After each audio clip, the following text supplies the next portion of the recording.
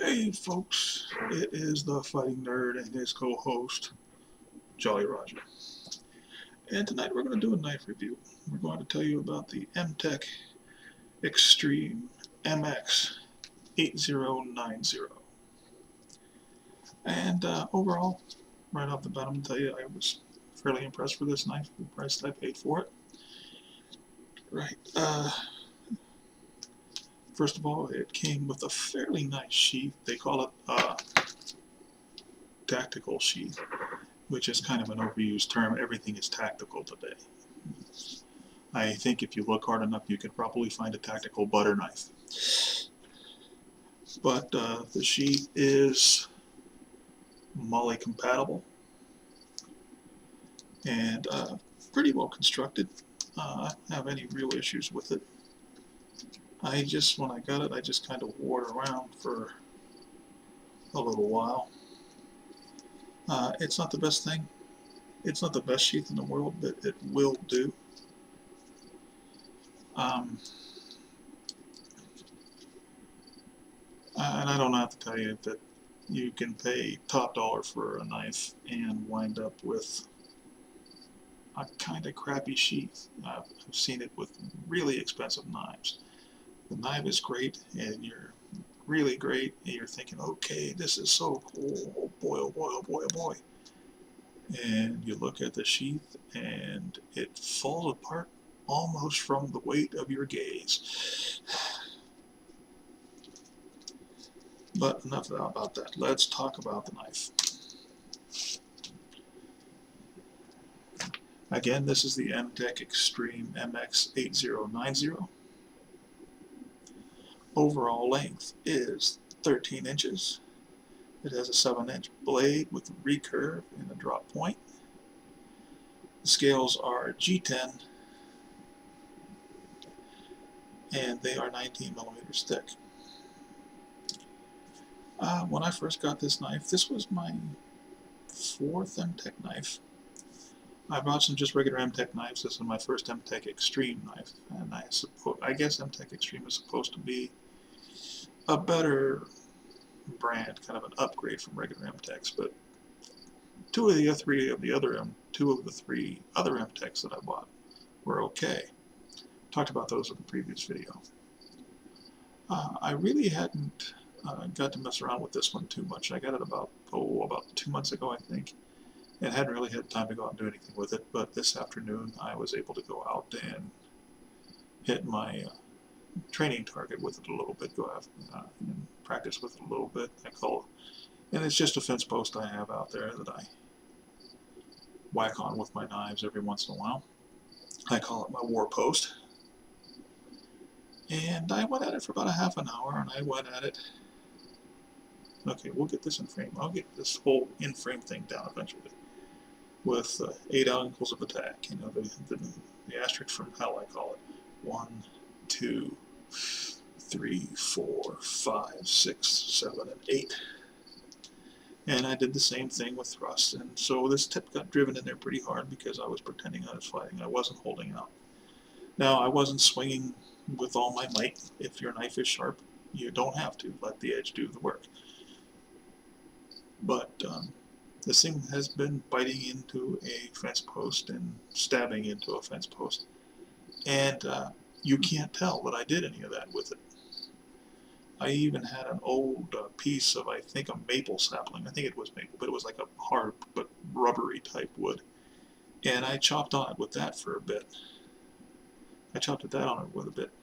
And there's not a mark on the blade. There was no edge roll. The tip is okay. And even the black coating that they have on this thing didn't come off or get scratched.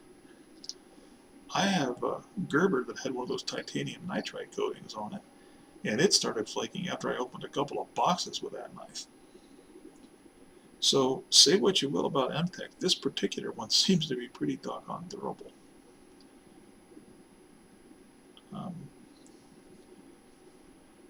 Now, it's a sub-hilt fighter, and on Amazon, one of the reviewers gave it 1 star because he took a fighting knife out to his yard or wherever and started batoning it through wood like it was a bushcraft knife or a survival knife. Now, if you look at this knife, it's kind of hard to tell with this knife, but on the camera here, but the spine is very thin. It is thick through the middle, but the spine is very thin. It's got kind of almost a diamond shape format because it's a fighting knife. It's designed for piercing. So a thin spine, a thick center of the blade, and a thin spine makes it good for thrusting. It's got a lot of strength, but very little resistance going in and out of squishy things. So I can't imagine why anybody would take a knife with a spine this thin and try to baton it through anything.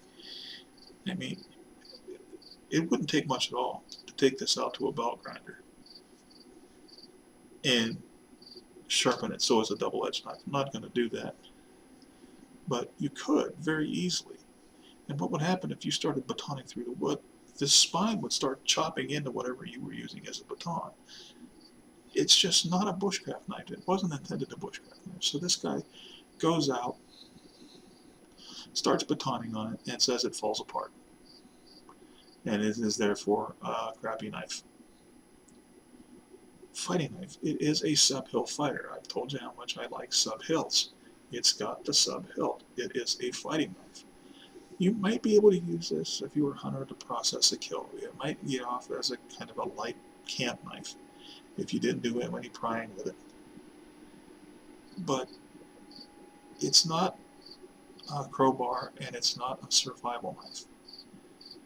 Taking a knife like this and going out and trying to do heavy bushcraft with it like batoning is a little bit like whacking on a lug nut with a ball-peen hammer and saying the hammer is junk because it couldn't get the lug nut off the tire. Use knives for what they're intended for. I didn't go out there and try to do any bushcraft with this. I might try to do like feather sticks or something like that with one of my Ontarios or something. You know, I have an Ontario Spec Plus Survival, which I would, do batoning with or something like that if I have to. Much rather use an axe. But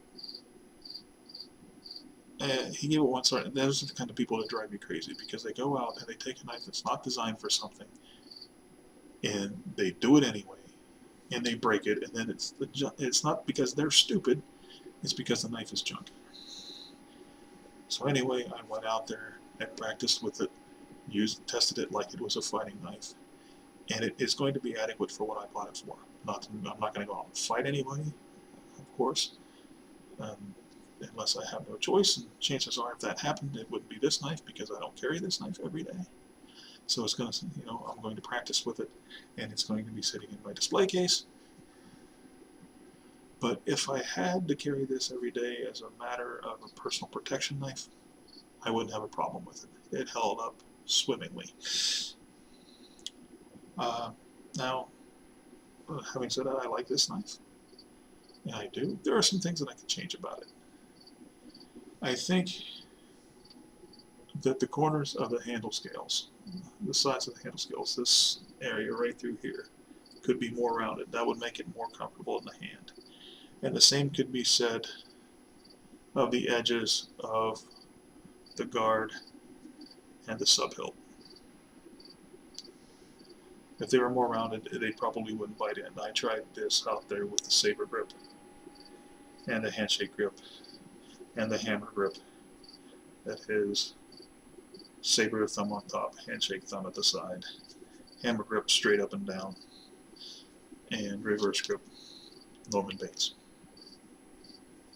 And the only thing that makes this uncomfortable is these kind of sharp edges. It's not a major issue, but if they change that, it would make it a better knife. The fit and finish in this knife is pretty good. I'd give it a B+. The one issue, and I don't know if you can see it, but there in the scales between the sub-hilt and the G10 there's a gap there that they filled in with glue, so the scales weren't quite a good fit. And there's a similar issue with the scales on the other side of the knife. It's minor. I didn't notice that until I had been playing around with this thing for a couple of days.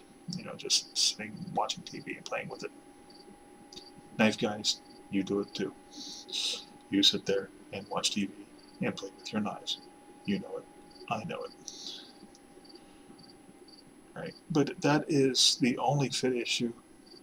Finish is actually pretty good, and as I said, I was smacking this thing into a fence post for half an hour today, and there's not a mark on the blade. So, quality-wise that way. Now, I did notice just a minute ago that just after using it for a little bit today, I'm starting to see some problems with the sheath coming unstitched, which I am probably going to have to repair. But that is, not, again, not unusual with any knife. I've had knives from places like Ontario that the stitching on, Ontario Knife Company, with the stitching on the sheaths was just terrible. I have a $60 Black Fox cutlery knife that the sheath looked like they maybe paid 25 cents for. And when I first bought it, I bought it at a pawn shop. So at first I thought it wasn't the original sheath. When I looked it up online, yes, it was. And the sheath was just horrible. Knife's great. That's one of the best knives in my collection. But the sheath was horrible. So you knife guys, you're not surprised about a decent knife coming with a substandard sheath. Now this sheath is not completely coming apart. It's just coming unstitched in places. But considering that I just had it on, I was just wearing it around today while I was practicing with it, not such a good thing. But the knife itself, I really like it. This could become one of the top 5 knives in my collection.